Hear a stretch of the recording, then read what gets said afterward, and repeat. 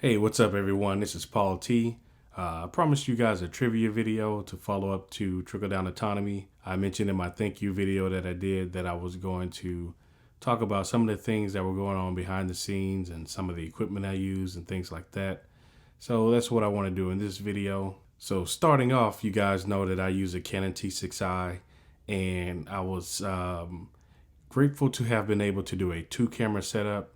This was my first time doing a 2-camera setup, and we zoomed through those scenes. So that was very awesome, and I'm going to absolutely do that in the future. On my previous 2 short films, Believe Me When I Say and 3 Jakes and a Narco, I used just 1-camera setup. And 1-camera setup can work. You know, don't get me wrong. Don't just go out and rush out and buy another camera. But you really get stuff done if you've got a 2-camera setup. Going forward, that's going to be my method for shooting. The only thing that I do need to mention, though, is that on the second shoot of Trickle Down Autonomy, I only went to a 1-camera setup, and I'll explain that in a minute. So again, on the first shoot, I stuck with just 2 lenses. My Canon 24mm lens, it was on the B camera, and then my Rokinon 35mm was on the A camera, which is the one that I was operating. My man Tate was on the B camera, and again, this helped me to get a lot of coverage, and you guys saw that I had a lot of cuts, which was great. You always want a lot of coverage whenever you're filming, because you can get reaction shots. This stopped me from having to just only get one perspective and then miss all of the reaction shots going on with the other actor. So again, the 2-camera setup was phenomenal, and it was a great workflow for me, and definitely going to use it again in the future. For the second shoot, I only had 1-camera setup, and for that shoot, which was between Orlando and Martine and Uberto when they were in the parking lot with Micaiah, and they were in the parking lot doing the money exchange scene. I only had 1-camera setup because a couple things happened. So one of my PAs couldn't make it. They had a medical emergency, and then one of my other PAs just literally slept through their alarm and just didn't make it. But thankfully, a couple weeks prior, I had been conversing with someone who wanted to kind of just shadow my PAs on set, and that person showed up along with another PA that showed up as well. He was doing a boom mic, and we were just doing some things that really didn't require any audio at the time. And so, at first he was doing the slate, just marking the scenes and things like that. And then lo and behold, my other PA, well, the young lady who mentioned that she wanted to come shadow my other PAs, she showed up. And at first I was kind of like, well, she just kind of wanted to just get an idea of what was going on. I didn't really want to put her to work. But I told my PA, just go ahead and kind of give her an idea of what you do. And then from there, she kind of just got a feel for what was going on. And I let her take over the slate, and he went back to the boom microphone because that's what he was doing during the first shoot. And so it worked out, but I didn't have a lot of, time to really be switching lenses and trying to do a 2-camera setup, because I really didn't have anybody there with camera experience. So I just decided to stick with the 1-camera, and I stuck with a 24mm Canon lens because it was wide enough to where I could get in as close and as far back as I needed to. It was kind of a catch-all lens. So I believe that 24, what's the 24 times a crop?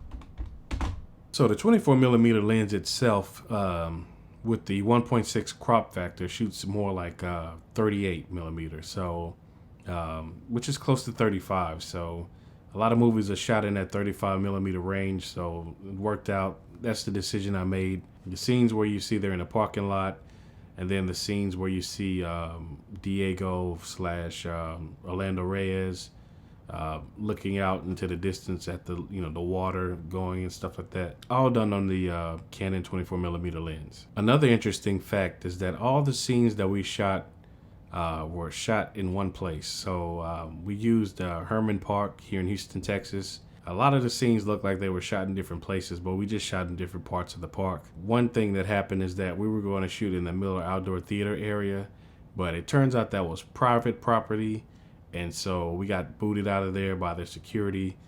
Thankfully, it happened before we started filming anything, because at the beginning we were just setting up and just literally rehearsing the lines with the actors, because that was the first time Micaiah, Roman, and Orlando had met, and that was the first time they were actually going to do the scene. So we were literally just doing a rehearsal, and then I would say maybe about 10 minutes into it, the security came and said, hey, you guys can't film here. You can go anywhere else. Just don't be in this area. So we had to leave that area. But thankfully, that area that I found where where you see their scene happening, that was perfect. I just literally was like, okay, we're just going to walk over to this spot. And then I looked and saw that little thing right there that you see in the final scene. I was like, man, this is going to be perfect. It looks beautiful. So went ahead and went with that area for that final scene, and it worked out perfect, as you guys saw for yourselves. All right, so another interesting fact is that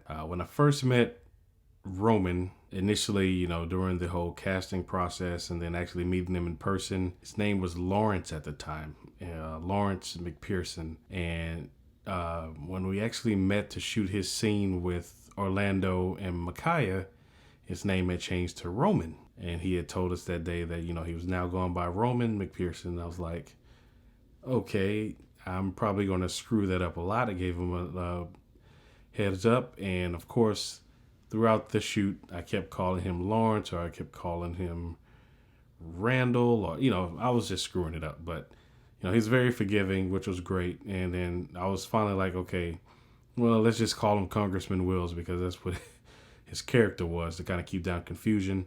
But I took it upon myself to make sure I got everything right, because, when you hear, you're thinking Roman Roman, but it's actually Roman Romen. And what I actually did was I went to IMDb and I saw the spelling. I was like, okay, well, I got it correct now. So I let them know that I updated my phone book and my contact information in my phone to Roman. Made sure I got his name correct when we did the ending credits and opening credits. So that was very interesting. Had never run into a situation like that before, but I'm sure it's not the last time if I stick around in this business long enough. Another very, very interesting fact is that last scene that you saw between Diego Torres and Congressman Wills, that was not in the original script that I had wrote. What ended up happening was that we were coming close to receiving all the casting submissions that I was going to receive. And when Orlando's came across and I watched his, I was immediately like, yeah, this is my Diego Torres. And then a little bit later, Romans came through, and I was like, well, damn, they both did a great job. And, I really couldn't just determine, who was going to be Diego Torres. So what I came up with was, okay, so I'm going to make a new character called Congressman Wills, and I'm going to write this entire piece around it so that I can have both of them in my short film. So I kind of already had in my mind that I wanted Orlando to be Diego Torres, but again, I wanted Roman to be in there as well. So I came up with the Congressman Wills character, wrote that entire scene around it, and then also included Micaiah's part, because initially, again, Diego Torres he did have an assistant, but it was just a minor role, like just for that one scene where you saw Micaiah doing the cell phone and things like that. And initially, that character didn't have a speaking role. So I said, well, hey, I can kill three birds with one stone. I'm going to give Micaiah a speaking part, because initially I wanted to do that because she was in my first short film, Believe Me When I Say, and she had a very small role in there. So I was like, well, I want to kind of give her a chance to kind of, show her acting chops and things like that. So I wrote that in there as well. And again, it all came out perfectly. And so that was that. And I'm glad I went ahead and added that part in, because it gave the short film a little bit more oomph, if you might say. and everybody really liked their characters and things like that. So one important thing to mention that I thought that was very awesome was that Charisma and Aaron were the main characters in this. So there was Charisma as Dawn and then Aaron as Charlotte. And we initially met, once they were selected at Starbucks to do a table read. We met one night, kind of introduced each other, and then went through the script because I wanted to kind of hear how it was sounding and take any suggestions that they may have had to how to say the lines or things like that. So after that table read, well, actually at that table read, the two of them had decided to, hey, let's exchange contact information and rehearse over Skype. And I was like, wow, that's pretty cool that they're, taking the initiative to kind of really get to learn the part and things like that. And then we did one rehearsal at Herman where we just kind of met and one morning and worked through all the kinks and everything as to how the staging was going to be done and things like that. And then I think it was a couple weeks before we actually got a chance to actually shoot it. But by the time Aaron and Charisma showed up to the set, they had gotten to the point to where they had everything memorized. A little bit closer. Nobody wants to see this guy glitch. Like your bosses.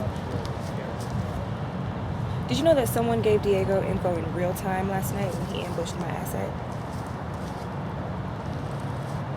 Wasn't me. If I thought it were you, we wouldn't be having this conversation. They didn't look at the script one time. And so that's what they call getting off book. And that was the first time I learned that terminology. And I thought that was pretty awesome because that was something that I always was trying to stress in past productions was that, I write a lot of dialogue and I want the people to adapt it as if it's their own story. They know exactly what the other actor is going to say. They're going to anticipate it and just have it committed to memory because that way I can just focus on their performance. They can focus on their performance. And then I can focus on what's happening in front of my camera, all the technical details and things like that. And again, this is one of those situations to where, they had everything memorized and it just went perfect. So that was another reason why I made the video about you want to, if at all possible at this stage in the game, is to try to work with actors and actresses that have had theater training because that's what they do. They take a body of work. They'll take a script that you give them, commit it to memory, and then focus on their performance, which was great. So that's all I have for this video. I just wanted to kind of give you guys just an behind the scenes type trivia thing that was going on that, again, you may have not seen translate in front of the camera. The cast and crew were great. Didn't have any problems whatsoever shooting this thing. Everybody showed up on time and when they were supposed to, except for the two little incidents I had with the PAs for the second shoot. But other than that, it went off without a hitch. So thanks again, everyone, for supporting that project. I've been getting a lot of people asking me if I'm going to expand it.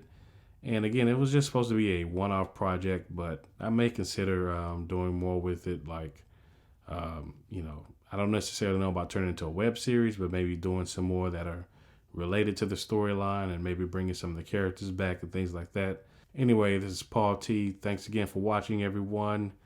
Be sure to check me out on Instagram and Snapchat at @IAM_Paul T. And until the next video, I'll talk to you guys again later. Bye.